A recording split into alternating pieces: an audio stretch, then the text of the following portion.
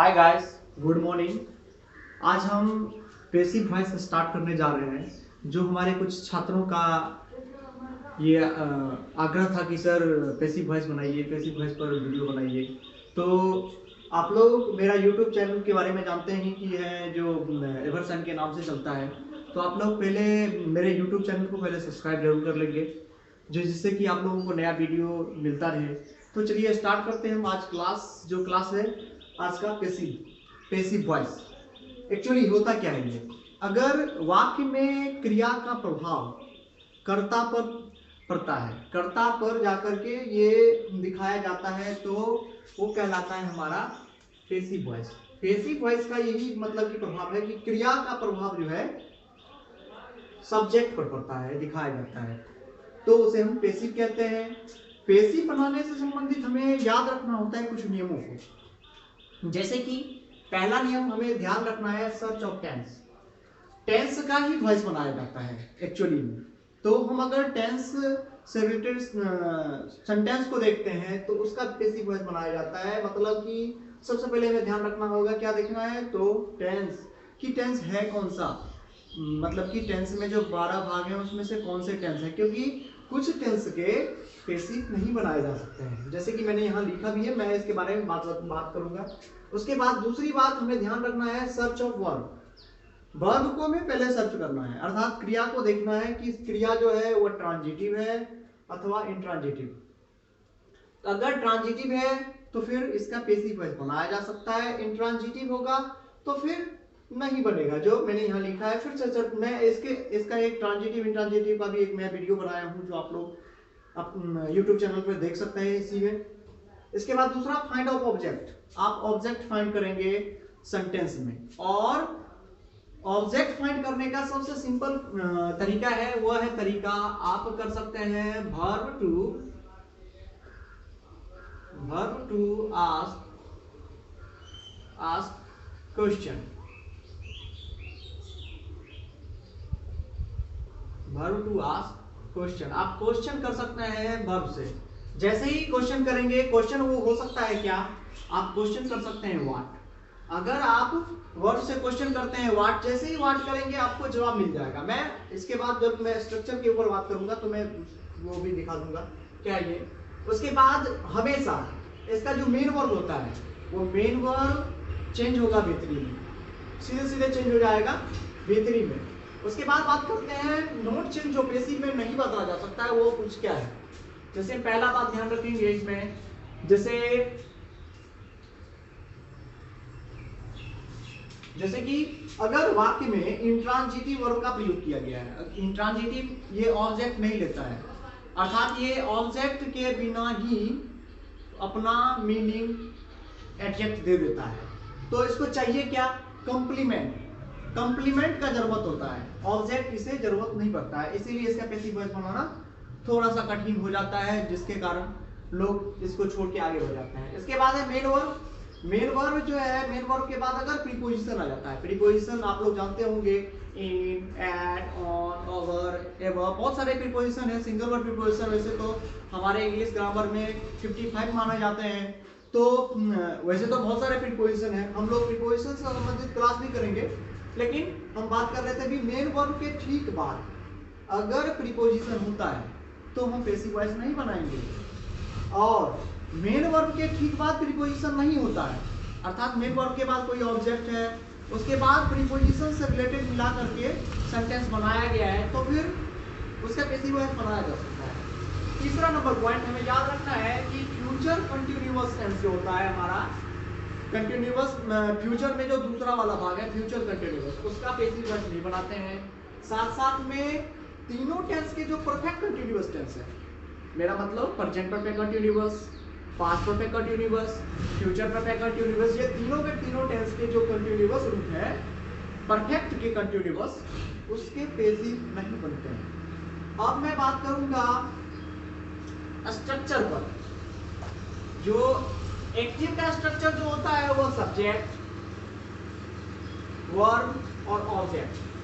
मैं बात कर रहा था कि ऑब्जेक्ट को हम कैसे फाइंड करते हैं। जैसे मान लिया जाए हम कोई ट्रांजिटिव वर्ब लिखते हैं, जैसे हम लिखते हैं ईट, ईट लिखें, या हम राइट लिखते हैं, राइट लिखते हैं, आप देख सकते हैं इसमें आप पूछ सकते हैं, पूछिए, आप पूछ सकते हैं व्हाट, आपको जवाब जरूर मिलेगा, 100% जवाब मिलेगा। जैसे ईट है, ईट मतलब खाना, आप खाना खाते हैं या किसी चीज से, तो आप कोई भी चीज खा रहे हैं तो उस जगह पे आप जवाब दे सकते हैं, हर हाल में आपके पास में कोई ना कोई जवाब होगा। जैसे कि राइट, आप लिख रहे हैं, क्या लिख रहे हैं, हो सकता है कुछ ना कुछ लिख रहे होंगे, बुक, कॉपी, एनीथिंग, तो आपके पास में जवाब होगा। अगर आप वर्ब से, क्रिया से, आप वर्ब से अगर क्वेश्चन करते हैं, वर्ब से अगर आस्क करते हैं क्वेश्चन, और वो क्वेश्चन होता है हमारा व्हाट, अगर हम व्हाट करते हैं तो तुरंत हमें ऑब्जेक्ट पता चल जाता है, इसीलिए हमें याद रखना है फाइंड आउट ऑब्जेक्ट, ऑब्जेक्ट कैसे प्राप्त करेंगे, ऑब्जेक्ट जैसे ही पता चलेगा तो हमें एक्टिव का तो जो स्ट्रक्चर, जो सेंटेंस लिखा रहेगा वो तो दिख जाएगा। जैसे पैसिव में बदलेंगे, सबसे पहले हमें क्या करना है, ऑब्जेक्ट को फाइंड करना है, क्योंकि स्ट्रक्चर इसका होता है object plus linking helping verb. Object के अकॉर्डिंग टेंस में देखना है कि कौन सा टेंस है, उसके अकॉर्डिंग हमें क्या करना होता है, लिंकिंग हेल्पिंग वर्ब डालना होता है। सदैव क्या करना है, वर्ब को V3 में बदलना है। ऑब्जेक्ट पहले चले आएगा, आपका B1 मतलब कि क्रिया जो है, B जो है, चाहे वो किसी भी फॉर्म में रहे, B1 हो, B5 हो, B2 हो, B3 हो, B4 हो, कोई फर्क नहीं पड़ता है, क्रिया के पांचों रूप में से कोई भी रूप हो तो वो सीधे सीधे B3 में बदल जाएगा। उसके बाद हम Y लगा करके सब्जेक्ट को डाल देते हैं। अब इस जगह पे सब्जेक्ट जो आता है वो थोड़ा सा अंतर होता है, वो पहले वाला सब्जेक्ट ही नहीं आता है। इसमें हमारा सब्जेक्ट जो आता है वो सब्जेक्ट होता है, जो सब्जेक्टिव प्रोनाउन होते हैं उसको ऑब्जेक्ट के रूप में जो बदला जाता है। सब्जेक्टिव प्रोनाउन को जो बदला जाता, सब्जेक्टिव प्रोनाउन को हम जो ऑब्जेक्टिव प्रोनाउन के रूप में बदलते हैं, ऑब्जेक्टिव प्रोनाउन के रूप में बदलते हैं। जैसे हमें पता है आई का सब्जेक्टिव प्रोनाउन ऑब्जेक्टिव प्रोनाउन के रूप में हो जाता है आई से मी, अर्थात हम यहां पर मान लिया जाए हम लिखे हैं I write a letter, I write a letter, तो हम इसका सीधे सीधे बनाएंगे तो क्या आएगा, पहले आएगा, हम इसके अकॉर्डिंग पहले ऑब्जेक्ट रखेंगे, और ऑब्जेक्ट हमारा पूरा ये है। ऑब्जेक्ट हम पता करने के लिए हम पहले भी बताए थे कि हम वर्ब से क्वेश्चन करेंगे, पूछ सकते हैं राइट व्हाट, देन हमारे पास में एक आंसर हो सकता है, आप पूछा जा सकता है मैं लिखता हूं, तो पूछ सकते हैं आप क्या लिखते हैं, तो एक पत्र लिखते हैं, ए लेटर हमारा इस जगह पे क्या है, ऑब्जेक्ट हो गया। अब इसके अकॉर्डिंग हम लिंकिंग हेल्पिंग कर देंगे, लिंक के अनुसार, ये टेंस कौन सा है, प्रेजेंट इंडेफिनिट में है, तो हम इज एमआर का यूज कर लेंगे इसमें। तो एक लेटर है सिंगुलर फॉर्म में है, इज होगा, और लेटर एज, ये इसके ठीक बाद लिंकिंग हेल्पिंग वर्ब के बाद क्या चाहिए, तो V3 यानी राइट से हो जाएगा हमारा रिटर्न हो गया। उसके बाद तुरंत बाद हम डालेंगे बाय, और आई का जो ऑब्जेक्टिव प्रोनाउन है वो है हमारा मी। इसी प्रकार से याद रखना है, अगर आई के बाद अगर वी होता है तो हम अस में बदलेंगे, यू होगा तो यू में बदलेंगे, साथ साथ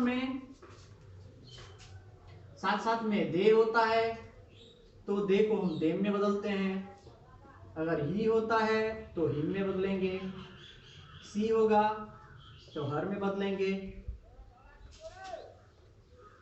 सी होगा तो हर में। इसके बाद हमारा बचता है इट रहेगा तो इट में ही रहेगा। हाँ, एक एक्स्ट्रा है, जैसे कि हु को बदलते हैं हम बाय हुम में बदलते हैं। तो इस तरह से सब्जेक्टिव प्रोनाउन जो है ऑब्जेक्ट के रूप में यहाँ पे जो आएगा तो इसी तरह से बदला जा सकता है। अगर इसमें से कोई सब्जेक्ट रहेगा तो हम इस तरह से बदल सकते हैं बाय लगा करके। हाँ, हु के साथ में बाय हु पहले ही लिखा जाता है। अब हम थोड़ा सा और आगे बात कर लेते हैं इसमें।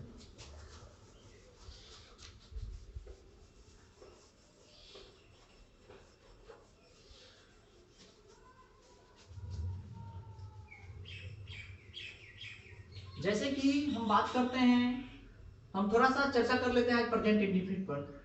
प्रेजेंट इंडेफिनिट के बारे में हम लोग जानते हैं, प्रेजेंट